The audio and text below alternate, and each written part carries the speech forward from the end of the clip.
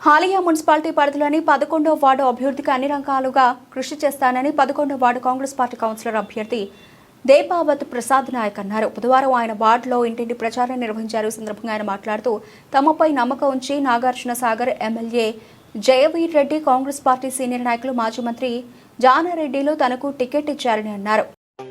నల్గొండ జిల్లా హాలియా మున్సిపాలిటీ అనుముల 11వ ward Congress party బలపరిచిన కౌన్సిలర్ అభ్యర్థిగా నేను అనగా దేపావత్ ప్రసాద్ నాయక్, జానారెడ్డి సార్ కుటుంబం నన్ను గుర్తించి కాంగ్రెస్ పార్టీ టికెట్ ఇచ్చినందుకు జానారెడ్డి సార్ కుటుంబానికి జీవితకాలం రుణపడి ఉంటానని తెలియజేస్తున్నాను.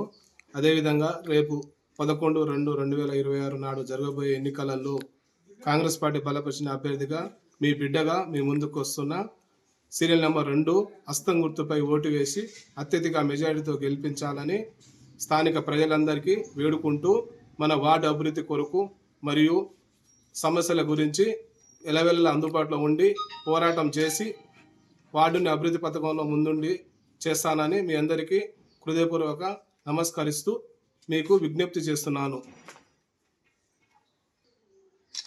తేదీ అనగా 11/2/2026 జరగబోయే మున్సిపాలిటీ ఎన్నికలలో సీరియల్ నెంబర్ 2 హస్తం గుర్తుపై ఓటు వేసి అత్యధిక మెజారిటీతో నన్ను గెలిపించాలని 11 వార్డు ప్రజలందరికీ పేరు పేరున హృదయపూర్వక పాదాభివందనాలు చేస్తూ మీ ముందుకు వస్తున్న ఆదరిస్తారని నేను కోరుకుంటున్నాను.